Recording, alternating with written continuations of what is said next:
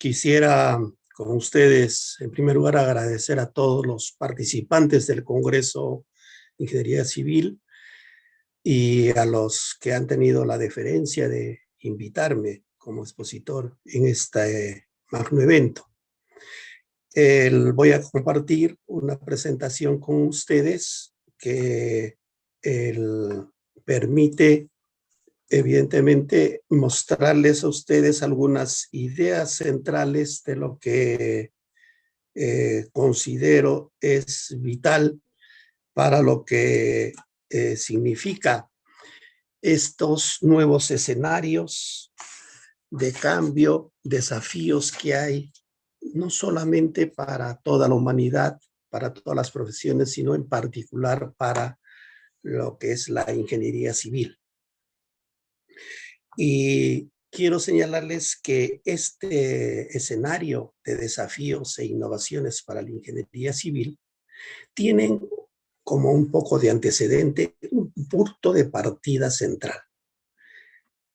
Todos debemos mirar, creo que hay un gran porcentaje, yo diría el mayoritario porcentaje de intelectuales profesionales en el mundo y en el Perú que no han hecho eco de un informe muy importante que se realizó por el Club de Roma, lo encargó el Club de Roma el año 1972 y que lo realizó un grupo de ingenieros del Instituto de Massachusetts, que elaboraron un informe que se tituló Los límites del crecimiento. Límites del crecimiento. Los responsables fueron unos esposos Meadows. El informe Meadows se llama también, Club de Roma, 1972, y se titulaba Los límites del crecimiento. Y por primera vez, después de muchos años, desde que se fundó la economía en los años 1600 y tantos, se hizo un nuevo recuerdo. Para los economistas, la producción se mide en función de los ingresos y egresos de dinero, de capital. Pero para nosotros los ingenieros, la economía, la producción se mide en función de los famosos balances de materia y energía. Balances de materia y energía. Uno puede estar en crisis económica, financiera, de capital, pero puede estar en un superávit de materiales y de fuentes de energía.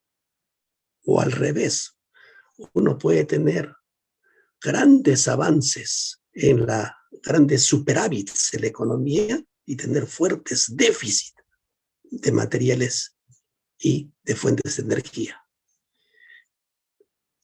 El informe de 1972 señaló de que ese era el problema. En 1972 se había llegado al límite de la producción y de la economía en el mundo, en donde los balances de materia y energía estaban en peligro de poner déficit permanente. Y por eso que señalaron que la crisis principal, el límite al crecimiento, iba a ser la escasez de materiales y recursos energéticos en el mundo que sostienen, que permiten la construcción, la industria, los servicios. Y esto tenía además una contraparte, el gran crecimiento poblacional. La crisis demográfica, la sobreproducción, sobrepoblación, superpoblación en el mundo, se entraba en crisis con la cantidad de materiales y fuentes de energía que el planeta nos puede anotar. Y eso ponía en límites cualquier actividad de construcción e industria. Entonces, es eso lo que quería un poquito señalarles allí. Y por eso que ahí comenzó a haber un debate muy intenso entre 1970 y 1987. 17 años, casi 20 años, de un debate de qué tipo de tecnologías teníamos que aplicar en la industria, en la producción, en la construcción. Y ese debate después ya fue resuelto cuando vino la nueva revolución tecnológica.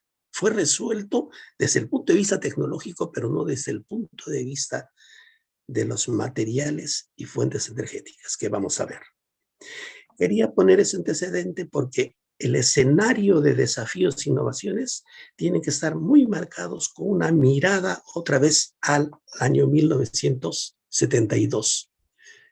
Y decían de que el planeta, la producción, los modelos industriales constructivos desde 1932, si no corregían sus variables fundamentales, iban a entrar en un colapso. Y lo señalaba el informe Meadows, que era ese colapso hacia el año 2050 al 2100. O sea, estamos hoy día 2021. Por eso es que una primera idea que quiero yo señalar en este congreso es cuál es la principal competencia y capacidad que debe retomar el ingeniero civil del siglo XXI. Porque ya es un problema de su ser, de su sentido de ser ingeniero. Hemos estado hablando de muchas cosas este último tiempo, pero yo me quiero concentrar en dos aspectos: el prospectivismo y la innovación. El ingeniero civil, los ingenieros en general, los profesionales en general, que no sean prospectivistas e innovadores, no van a tener posibilidad de desarrollo profesional en el siglo XXI. Esa es una idea central. La prospectiva y la innovación es la condición para ser emprendedores. No es al revés. Hemos estado cayendo todo este último tiempo por el pragmatismo en decir ahora los profesionales tienen que ser emprendedores. No, señor. El emprendedorismo es una consecuencia de una visión prospectiva y de una capacidad y visión innovadora. Pero para ser prospectivista e innovador tenemos que tener tres condiciones fundamentales. Tenemos que saber recoger tres cuestiones fundamentales. Una primera es que la prospectiva, que es el arte de mirar el futuro, no significa que mira hacia adelante. Uno tiene, como en el carro, tiene un espejo retrovisor. El prospectivista es un visionario del futuro siempre y cuando sepa valorar y recoger los factores críticos de éxito de la historia pasada. En este caso, de la sociedad agraria en la que estuvo particularmente nuestra civilización incaica. Para poner un ejemplo nomás, hace 3 años ya hubo los desastres naturales y todos los problemas de los huaicos, que hasta ahora la obra de reconstrucción pero todavía no la salvan, no la resuelven. En ese momento, uno de los problemas se resaltaba las obras de ingeniería hidráulica y los sistemas de construcción y de ingeniería de defensa de las cuencas hidrográficas que tuvo los incas, que no tuvieron esos problemas. Entonces, las obras de ingeniería hidráulica, los sistemas de conservación de cuencas que permitieron el gran liderazgo de la sociedad incaica, no lo hemos vuelto a recuperar, a retomar. Y muy pocos en lo que es ingeniería hidráulica, todavía estamos volviendo a tener que recoger lo que hubo, los aprendizajes anteriores. Esto es para decir uno de los aspectos. Podemos decir el uso de varias formas de diseño arquitectónico en la construcción que tenían los incas y la sociedad agraria.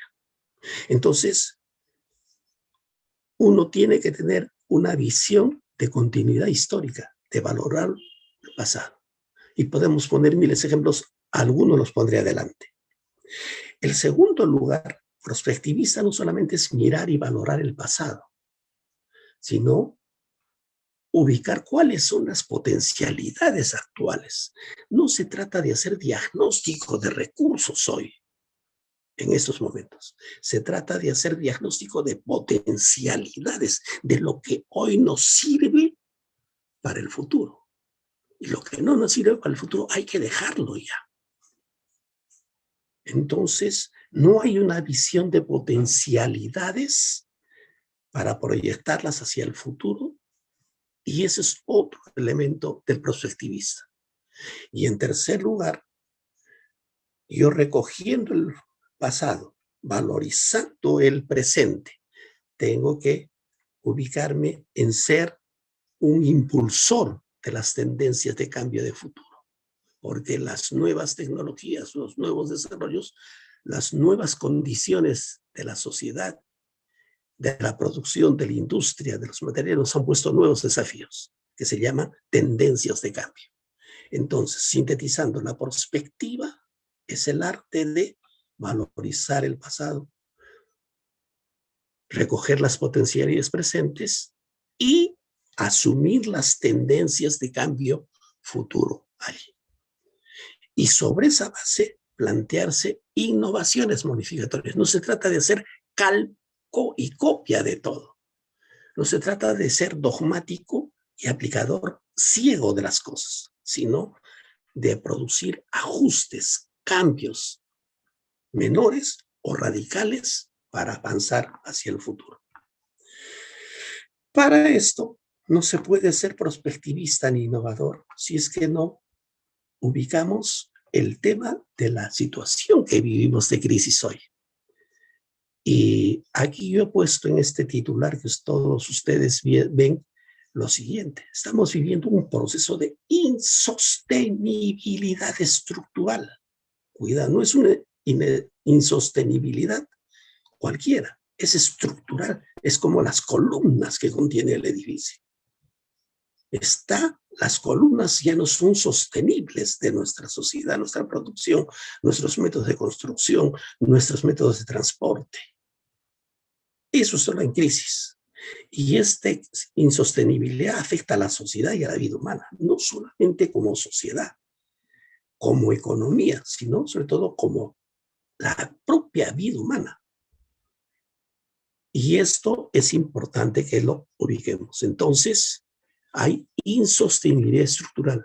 Y esto lleva a lo siguiente: ¿cuál es el factor detonante que ha puesto esto de que es insostenible lo que llamamos la sociedad y la vida humana? El virus, el COVID-19. Este virus se ha transformado en una pandemia. La pandemia no ha puesto en riesgo los puentes, los edificios, a veces las carreteras. No. Lo que ha puesto en riesgo, en jaque, es a la vida humana. Se están muriendo nuestras personas. Hoy día podemos volver a sumar la cantidad de muertos por COVID. Y entonces tenemos un problema de vida humana. Y al mismo tiempo, esto tiene que ver con el fenómeno del planeta en su conjunto. Es la sostenibilidad de la vida del planeta también se ha puesto en cuestión.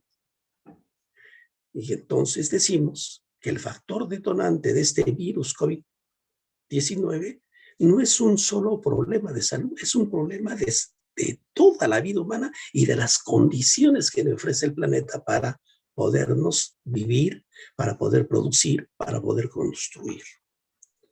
Esa es una idea central que hay que tener cuidado. Pero el COVID, además, siendo el factor detonante, no es el causante. El COVID es una consecuencia de una crisis y colapso estructural del modelo de construcción que tenemos, el modelo de producción en la industria y el modelo de desarrollo social que domina. Y esta crisis y colapso del modelo tiene tres expresiones muy importantes. Están en la base. Si yo quiero saber cuál es la causa estructural de la crisis que vivimos, no está en si tenemos el PBI o no tenemos el PBI, si tenemos más inversión o no más inversión. sino de que hay una crisis energética. Vuelvo al balance energético para los ingenieros. Estamos en el fin de la era de los combustibles fósiles. Todas nuestras viviendas, nuestra alimentación, nuestra agricultura, nuestras medicinas, nuestra vestimenta se basa en el petróleo. El petróleo no es solamente un recurso que da energía, nos da los fertilizantes en la agricultura, nos da los disolventes para lograr las sustancias proteicas o nutritivas de los alimentos, nos da los polímeros que necesitamos para los plásticos, nos da los poliéster que necesitamos para la fibra sintética.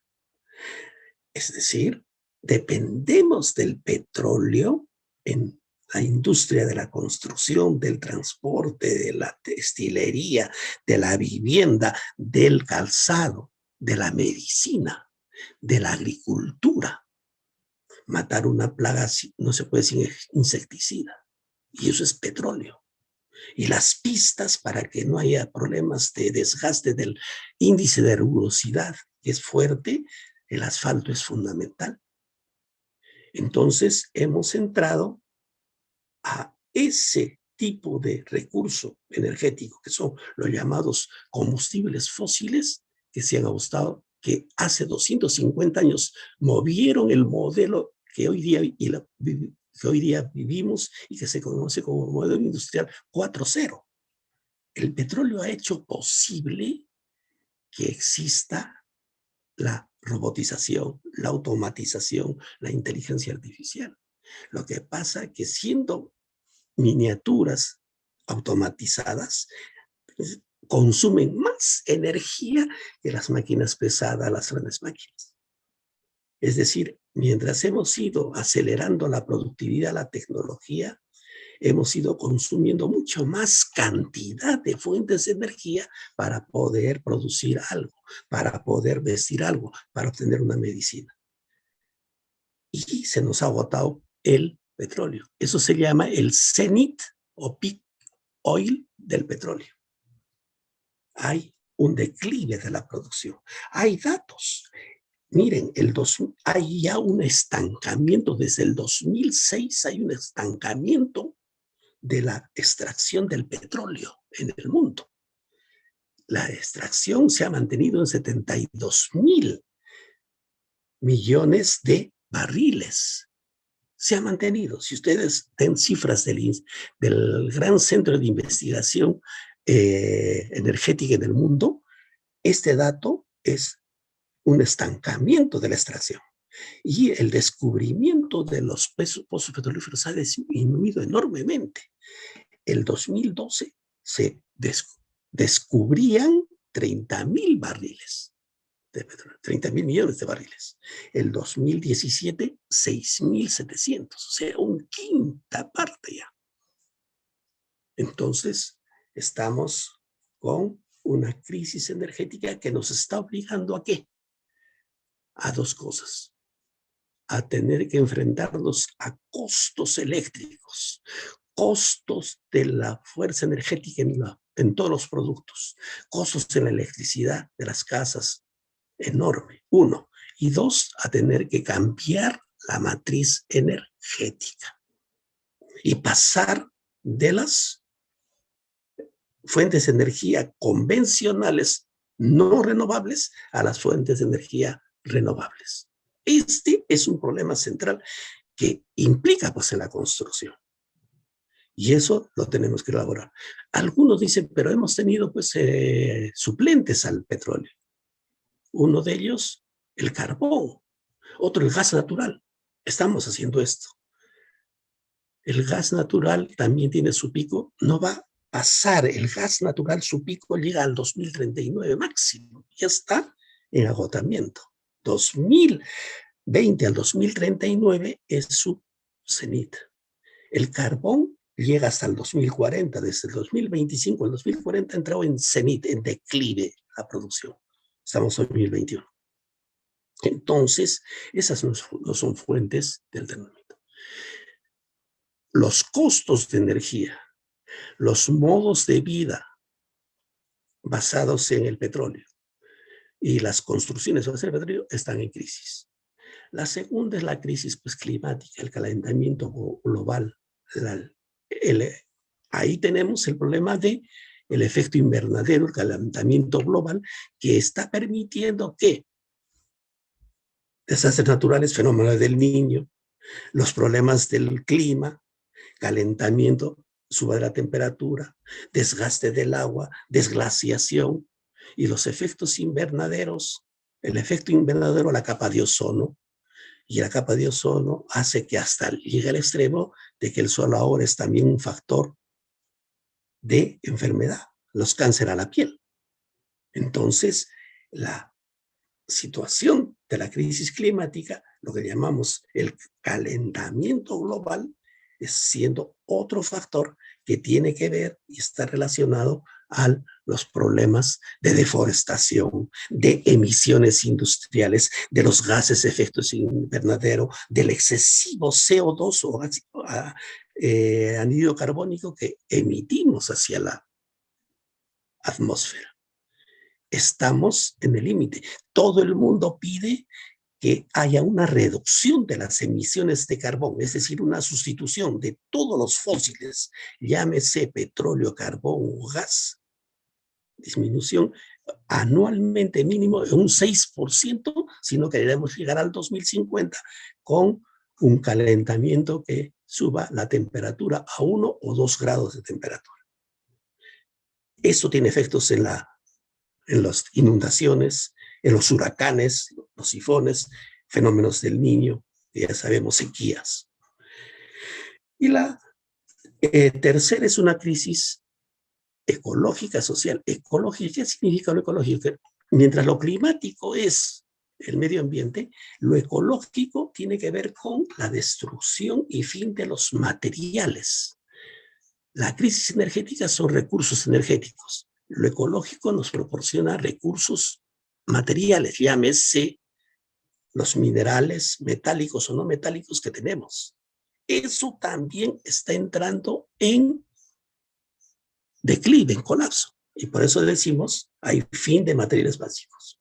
Puedo enumerar fechas en mi revista de mitopías que publico.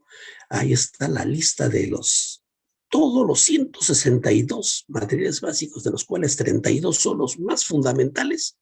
¿Hasta qué año? Algunos ya hemos pasado. El hierro, por ejemplo, ya estamos en el límite del 2028. Yo creo que ya termina su posibilidad de expansión. Lo hemos desaparecido, lo hemos depredado. Y con esa destrucción de los materiales también está la extinción de las especies. 1 millón de especies animales y vegetales están en riesgo de desaparición estos años. Esto implica muchos problemas, como por ejemplo el caso del propio virus que tiene que ver con la situación del murciélago, la desaparición de sus ecosistemas, el haber ido a ciudades y haber expandido en ciudades este virus, según todos los estudiosos. Y finalmente, destrucción de los ecosistemas, sobre todo los sumideros. ¿Qué son los sumideros en el mundo? Los sumideros son los absorbentes de todos los materiales que decimos desechos o basura. Estamos botando desechos y basura por encima de la capacidad de los ecosistemas para absorber. Y por lo tanto han cambiado los factores de clima. Entonces, estos son los problemas que tenemos. No estoy hablando, porque estamos en un congreso de ingeniería, de cómo están los precios del trigo, cómo están los precios del... No, estamos hablando de que no podemos ya de repente ni tener agua, ni tierras de cultivo por estas crisis que tenemos. ¿Qué significado tiene, señores, esta crisis ecológica, energética, climática, social? No he hablado de la social, ahorita voy a redundar después, porque la crisis social es hambre. No hay muerte por COVID en la crisis social, antes de que pase a la otra presentación. No es solamente la muerte por el COVID. 1.000 millones de personas no tienen que comer hoy en el mundo. 1.000 millones, y está aumentando el hambre. Es la muerte por hambre. Esa es una crisis. Hoy día ya no hay desocupados, desempleados, despedidos. Lo que viene por delante lo podemos demostrar con la industria 4.0, con toda esta tecnología, con toda esta automatización, es un desempleo estructural. No se está generando empleo, se está generando desempleo estructuralmente. Y esto va a llevar a un problema serio si es que no afrontamos de otra diferente manera nuestra relación de producción y de relación con los recursos naturales. Hambre, desempleo estructural, son problemas que tenemos allí y, por supuesto, una crisis de desigualdad social enorme. Les doy un dato para que ustedes saquen nada más. El mundo, dice un informe de Oxfam, el 1% de personas en el mundo, su riqueza es equivalente 1% al 90 a 98% de todo el mundo.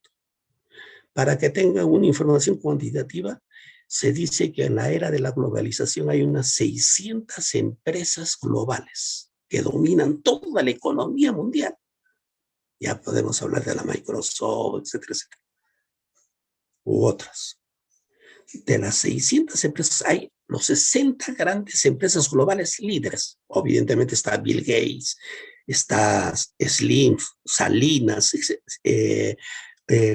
todos esos empresarios que tienen un capital anual de más de 50.000 millones de dólares cada uno. El que ocupa el primer puesto en el ranking de los más ricos en el mundo, a veces ha estado Bill Gates, a veces ha estado Warren Buffett, a veces ha estado Salinas o Slim, su patrimonio llega a 73.000 millones de dólares, él solito. El PBI del Perú es 200.000 millones de dólares en el mejor momento. 70.000 una persona, casi el 50% lo tiene ese señor. Y aquí sucede lo mismo en el Perú. Antes se hablaba de 25 grandes familias que tenían toda la economía peruana. Hoy día podemos hablar de 10 que tienen todo el mayor riqueza por encima de 1.000 millones de dólares en sus cuentas. Esto es la desigualdad. Entonces, hambre, miseria, por un lado. Y esos factores hay que tenerlos en cuenta. ¿Qué significa esta crisis y colapso para la ingeniería civil? Primero, perspectiva de la ingeniería está en riesgo. Hoy día en este congreso yo felicito mucho los avances, todas las perspectivas, lo que acaba de mostrar la anterior ponente sobre la gestión y gerencia de proyectos, sobre todas las potencialidades de uso de las tecnologías del BIM, del Big Data, etcétera. Todo lo que estamos ahora utilizando en software. Disculpen que sea no pesimista, sino una luz ámbar o luz roja. Cuidado, estamos en riesgo. ¿Por qué? Porque se han destruido y extralimitado y depredado las bases y recursos materiales y ambientales. Hemos depredado, nos hemos extralimitado, destruido las bases materiales que son el fundamento y el desarrollo de las obras de construcción que hasta ahora hemos llevado. Toda nuestra construcción, nuestra ingeniería civil de la construcción en puentes, vivienda, en transporte, etcétera, se ha basado en un tipo de recursos materiales, energéticos y ambientales. Y producto de la crisis que he señalado antes, está en riesgo. Hemos destruido muchos recursos, nos hemos ya extralimitado, estamos consumiendo demasiado y en algunos hemos separado recursos. Producto de esto, ¿qué tenemos? Los ingenieros civiles estamos teniendo escasez de recursos materiales de construcción. ¿Cuáles son los materiales que tenemos que hacer? Recursos energéticos no renovables por el petróleo. No podemos seguir haciendo casas basadas estrictamente en la energía fósil, en las fuentes energéticas, en una electricidad basadas en termoeléctricas movidas por petróleo, carbón o gas. No podemos. Entonces, eso se ha agotado, está en cenit, ya está en declino y tenemos que pasar a fuentes de energía no renovables. ¿Cuáles son las renovables, no convencionales? ¿Cuáles son esas? Evidentemente tenemos la eólica, la solar, la geotérmica, etcétera, la biomasa o el germoplasma. Entonces, ¿cómo hacer la construcción teniendo en cuenta la caída de la energía fósil no renovable y la necesidad de la energía renovable? Podemos poner muchos ejemplos en el diseño, porque no aprovechamos el sol, por ejemplo, para hacer que las ventanas y los vidrios de las ventanas sean acumuladores de calor. Pongo un ejemplo nada más. Pero cuidado ahí, no seguimos. Peor si hablamos de las fuentes no renovables para el transporte. Ojo, nuestro transporte es gasolina. Aviones de transporte son gasolina. Ya está en cuestión. ¿Cómo pasamos a otro tipo de fuente? Del transporte terrestre clásico, hoy día se va poniendo como alternativa el transporte o aéreo, el transporte ferroviario. Ojo, atrás, miremos atrás cuando había los ferrocarriles y lo que se llama el transporte fluvial, y es la que puede mover. Entonces, la visión del transporte va a tener que cambiar.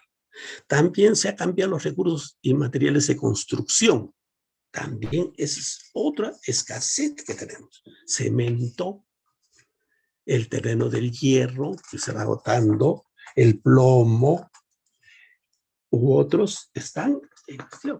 Y nos pide a los ingenieros civiles que cuidemos la escasez ya de los materiales clásicos de construcción y nos pongamos a pensar en materiales, nuevos materiales para la construcción. Los chinos con la papa están experimentando, ya tienen innovaciones para hacer asfalto de la celulosa de la papa, que dicen que es más duro que el asfalto del petróleo. Aquí hemos tenido la experiencia del caucho, que es un vegetal, y las investigaciones de los 70, 80 que han estado dándose en las universidades de Tingomaría, en Pucallpa, han sido para ver cómo hay plantas que dan celulosa para asfalto, para protección de las pistas. Son otra perspectiva de materiales, por ejemplo, en el transporte. En las casas, cemento, material noble. Ahora comienza a aparecer el bambú, comienza a aparecer más fuerte la madera, comienza a ver los materiales de quincha, esa mezcla de quincha. El propio Julio Kuroiwa, el gran maestro en lo que es toda la parte de sismos, especialista en el análisis y estudio de las consecuencias de los sismos. Decía en el último terremoto de Pisco que era mejor recomendar otra vez la construcción de casas con quincha, que fue la tradición incaica también, o de la época colonial. Entonces, hay nuevos materiales que tienen que ser planteados y que tienen que ser estudiados. Lo mismo en lo que es todos los recursos de infraestructura, que son convencionales y que ya están agotando, porque requieren nuevos materiales. Sintetizando, hay escasez de las fuentes de energía con la cual construimos las casas, movemos las mezcladoras de cemento con petróleo. Ahora el petróleo está caro, no hay petróleo, ¿con qué vamos a mover? Entonces, la perspectiva de la perspectiva hace ver que estemos en una sustitución de energías no renovables a energías renovables, de materiales convencionales a nuevos materiales en todos los niveles. En segundo lugar, la ingeniería también tiene que cuidar los factores ambientales. Los sumideros, lo que se llama los servicios ecosistémicos, bases del reciclaje y de la ingeniería circular. Tenemos que empezar Ahora, por el costo de los materiales de las fuentes de energía, hoy, así como hay economía circular, debemos entrar a la ingeniería circular, es decir, al reciclaje, a la recirculación de los sistemas. Y en la construcción nos enfrentamos a espacios territoriales, a espacios. Y los espacios territoriales tienen sumidores. Hay que ir ubicando los sumideros, que son los absorbadores de los materiales de desecho. Porque si la industria de la construcción bota desechos, muchos desechos, y no son reciclados y no son absorbidos por los sumideros, ocasionamos contaminación ambiental fuerte. Eso no se ha estudiado, pero se da indicadores de que así como todos los días cuando botamos la basura de la comida, no tenemos los lugares de dónde botar la basura, dónde se lleva la basura que hay en Lima. Se tenía que haber llevado a esos sumideros a zonas ecosistémicas que pudieran absorber esa basura y transformarla en factores saludables, en otros elementos saludables. Esto estoy hablando del compost, estoy hablando del biogás, otros elementos. Pueden ser posibles. La reforestación por biogás. Son los sumideros que permiten allí. Son ciclos naturales que hacen que la basura se transforme en factores positivos de desarrollo. Y eso lo tenemos que plantear ahora en la casa. Podemos hacer sumideros, una especie de sumideros en las viviendas, así como pensamos hacer la reproducción de pequeños huertos agrícolas en las casas hoy. Ese es lo más importante. Otro factor que tiene que verse es el clima y las condiciones de vida favorables.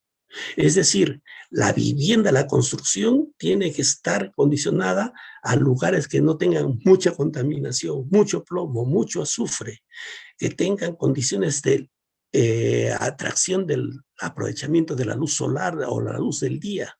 Y esto requiere un diseño arquitectónico de la construcción de la ingeniería civil diferente. Es decir, tenemos que adecuar el diseño de la construcción a las condiciones climáticas y a las condiciones de vida. Recuerdo en este sentido cómo es que, por ejemplo, en el convento Santa Catalina, cuando uno visita las casas donde estaban las habitaciones de las monjas que estaban en el convento Santa Catalina de Arequipa, no tenían focos, pero las casas tenían en los techos, en las paredes, habían unos tipos de huequitos, digamos, se dejaba huecos ahí para que la luz por refracción se distribuía. Es decir, con la luz solar de Arequipa se podía ver que durante el día no necesitábamos luz eléctrica. Se estaba aprovechando las condiciones de clima ecológicas de vida para no estar gastando en fuentes de energía, sino aprovechar el sol. Y entonces esto es lo que tiene que ver. Y además el clima y las condiciones de vida son favorables porque nos ocasiona desastres naturales, sobre todo en el manejo de las obras de ingeniería hidráulica, en todas las cuencas y todo lo que afecta los huaicos, sobre todo, y las inundaciones temporalmente aquí. Ese es un segundo elemento. Entonces, se necesita una ingeniería circular, una ingeniería diferente en lo que es el manejo del diseño, de la construcción de los materiales y de los aspectos, cómo se desenvuelve la construcción del Perú. Y lo tercero es insostenible para seguir con vida. Tenemos que garantizar, entonces, alimentos. Los alimentos son básicos para la vida. ¿Qué tiene que ver esto? Como no hay alimentos, hay alta dependencia de seguridad. ¿Por qué? Entonces aquí, ¿qué tiene que ver los alimentos, la agricultura con la ingeniería civil? Una cosa muy elemental, tiene que ver pues porque no podemos seguir sembrando cemento en tierras aptas para la agricultura. La Oficina Nacional de Evaluación de los Recursos Naturales nos señaló en 1970 hasta el año 1976, que fue cuando ya comienza esto a caer del 76, 77, 78, hasta los 80 la UNER funcionaba, un poquito más de repente, nos decía, ¿dónde deben ser las obras de construcción de vivienda? En las tierras de protección. ¿Qué son las tierras de protección? Son las tierras de no uso agropecuario.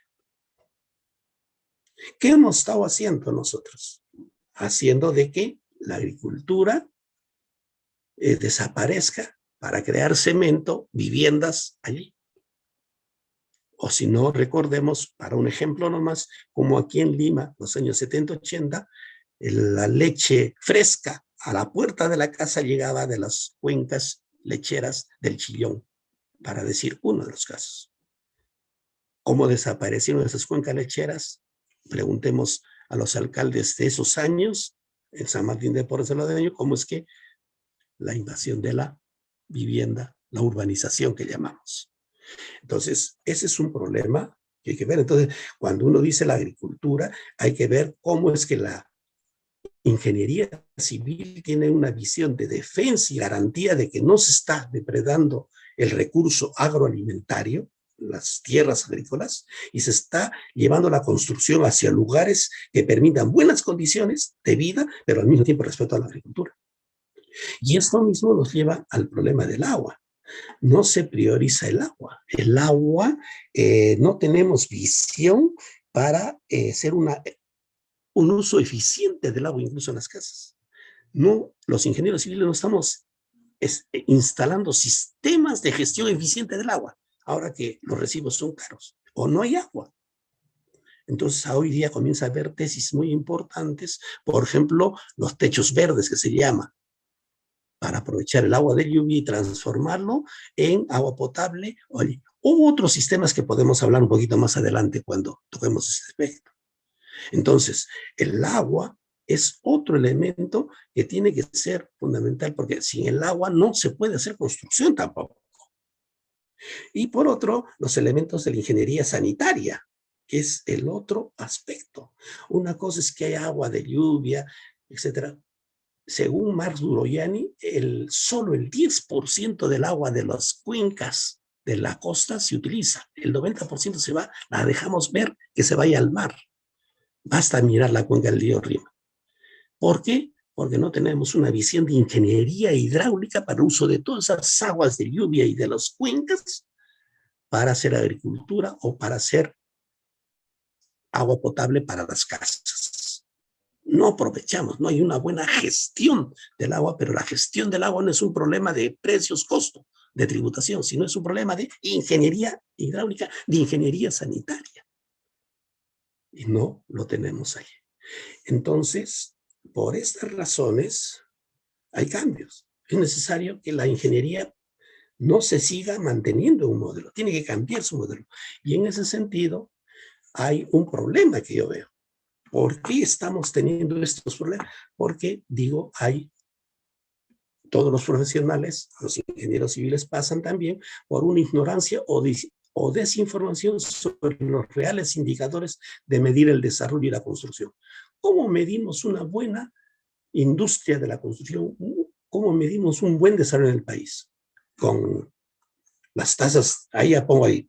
Hemos estado preocupados abajo de la cantidad de inversión. Si no hay inversión, no se puede construir. Las brechas de infraestructura, las brechas de vivienda, ¿qué necesitamos? Inversión. Nuestra ganancia, ¿cuánto es la rentabilidad? Los programas de INFE, los programas de del Fondo de Vivienda, etcétera, han salido no tan exitosos porque las rentabilidades que se ofrecían eran bajas porque decíamos altas rentabilidades y por ser bajas o no reales, hemos hecho mala construcción. La calidad de la oferta ha sido. Nos hemos estado fijando entonces, nos preocupa medir cuánto de inversión, cuánto de rentabilidad y cuánto de precio voy a poner a las casas, a veces sin pensar si estamos en una oferta de calidad para que tenga la ciudadano, las personas buenas condiciones de vida. Y eso está mal. Y eso tiene que ver con los materiales que consumimos también. Entonces, hoy día en el mundo, la ingeniería civil debería estar pensando en dos grandes indicadores de medición. La huella material o huella ecológica. Es decir, saber en cada distrito en cada centro poblado mayor, en cada distrito, en cada provincia, cuáles son los límites biocívicos del uso y aprovechamiento de recursos para la producción de bienes y servicios. Ingeniero Alfredo, mil disculpas, Sí, pero ya hemos agotado el tiempo que tenía programado. Por favor, le doy un par de minutos más para que pueda correcto, concluir. correcto. Entonces, sobre esta base, no estamos haciendo una ingeniería, sino para la no sostenibilidad y protección. Y lo que sugiero son grandes tendencias. Primero, lo que sugiero es que pasemos en el país a una ingeniería civil ecológica y tecnológica, cambiar el patrón. Este nuevo paradigma tecnológico, una nueva visión multidimensional, un nuevo trabajo a ingeniería. Y segundo, asumir estas 7 tendencias importantes. La ingeniería tiene que estar trabajando, en primer lugar, toda la parte de los medios ambientales, la condición de tecnologías medioambientales. Segundo, nuevos materiales y uso de ecosistemas en ingeniería. Tercero, una buena gestión eficiente del agua y de la energía. Cuarto, los sistemas electrónicos empotrados y distribuidos tienen que mezclar arquitectura, microsistemas y métodos de simulación. Quinto, construcción inteligente con TICs, sistemas de sensorialidad e inteligencia artificial. Es decir, avanzar en el mejor uso de la tecnología. Sexto, en el transporte, lo que llamamos un transporte que se diversifique, terrestre, aéreo, al fluvial y al ferroviario. Y finalmente, una gestión de la información que permita no solamente hacer una ingeniería del software, sino un sistema de integración más global de esto. Eso sería lo que quería. El tema era un poco largo, pero ahí les dejo la presentación para que lo pudieran apreciar con todos los detalles de cuáles son las exigencias para cada tendencia tecnológica y cuáles son las exigencias para una nueva ingeniería ecológica y tecnológica que necesitamos en el Perú. Muchas gracias y disculpen lo prolongado de este tiempo. Ingeniero Alfredo, felicitaciones, muy interesante su ponencia, que ha sido escenarios y desafíos, cambios e innovaciones para la ingeniería civil. Definitivamente, como menciona el ingeniero, la presentación va a estar disponible para todos los asistentes al Congreso, así que se las vamos a hacer llegar para que podamos terminar de revisar el contenido del ingeniero. Ingeniero, muchas gracias y felicitaciones por su presentación.